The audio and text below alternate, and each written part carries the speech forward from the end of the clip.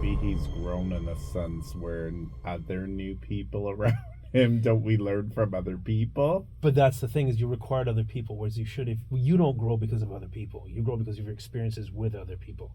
So 10 years ago you would have been a different person. The other people don't necessarily make that happen. Makes sense. So I think that one of the things that you see in really good stories, when I'm trying to give a good example of ones that everybody would know, Oliver Twist, there is a character arc from beginning to end. It's not the same kid by the time it's done, right? I mean, let's do the really obvious one. Is A Christmas Carol is the perfect example of that. You have a very large character arc. It is the whole point of the story, and of course, we all know A Christmas Carol.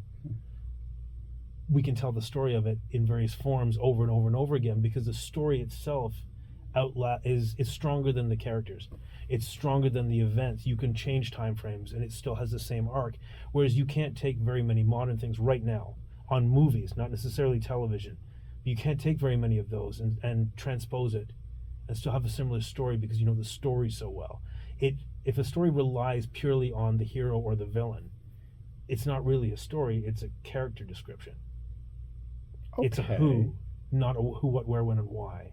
Oh, okay. Well, I'm listening to you and I'm thinking to myself, wow, I never really realized what you were describing until now. But all your favorite stories have always been like that. They have. Right. And even some of the, TV shows we Right. watch, I get what you mean, where it's just over and over the same thing, the Yeah. same thing, the same thing. No real character. So how do we change that for future writers and future production people coming up where, you know what? They do want some type of closure, or they want character development, or they want something different. TV is doing that Mhm. because in film you have nowadays you have 3 hours, but you have 90 minutes to kind of create a story and end it, right? Beginning, middle, end, right? Inciting incident, something happens, climax, ride out. So you have this short time frame to flesh out your guy or girl, right? Your protagonist. It could be anything. It could be a robot, but your main protagonist. TV gives you the ability to have a 16-hour movie, right? A 24-hour movie.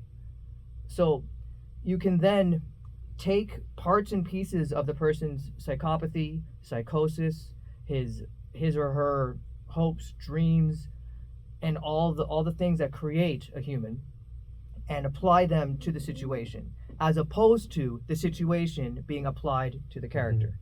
Right? So it is the opposite that we're going after. I also think there's the general misinterpretation of the difference. There isn't a difference between plot and story, and there absolutely is. If you always have the rule in your head when you're writing a story of who, what, when, where, and why, and if you have to establish all this before you even start, you'll end up with a better basis. It can't be, I imagine this guy who kills this person with this. Let's write a story around it. Well, you're missing all the other pieces of it that's going to give it any kind of fleshing out that's going to make you remember it and make you be able to retell it. One of the things we started to do, certainly with the project we're working on now, is I can tell you the story. Peter can tell you the story. Anybody that's heard it can tell you the story, not just the individual scenes that are cool. I think that we were, again, it depends on how old you are, but I'm Gen X. So before VHS, once you saw something, that was it. Like maybe Star Wars came back around every 3 years. Maybe they play 2001, every couple of years or what have you. So you had to have a story, otherwise nobody would ever ask for it again. Now, after VHS tape came out and then DVD and streaming, etc., it doesn't actually seem to matter as much. It's just churning it out. There's some good things about that. Sometimes for people like us, you get an opportunity which you wouldn't have had in the 70s, 80s, 90s.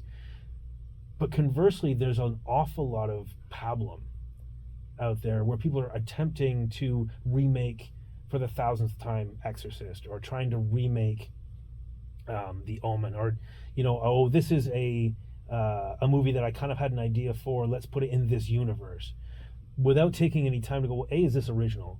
B, does this forward any other story? And C, does it even have one? So we've seen a couple of things, or I've seen a few, and Peter's seen a few. There's a few that we'd share on this, of really unique films in the last couple of years that really started to push the envelope back to a completed story. There's one we talk about a lot called Night House, which is spectacular. It's a tiny, quiet, disturbing film that is a complete package. It has a beginning, a middle, and an end. And it doesn't need to have a sequel. It doesn't need to be drawn out. And I know that studios don't like that, but make more stories as opposed to dragging out one tiny idea for 5 or 6 movies until it's really dead. There's a phenomenal, absolutely phenomenal film from about 2014 called Coherence, which was made for $10,000. Yeah, I something think. like that. The story is unbelievable. It's stunning, and the way that it's portrayed is brilliant, and it costs nothing to make. And if you go onto IMDb or you've seen it, I've never met anybody that didn't watch it going, oh my God, that's incredible. But it's got a contained story.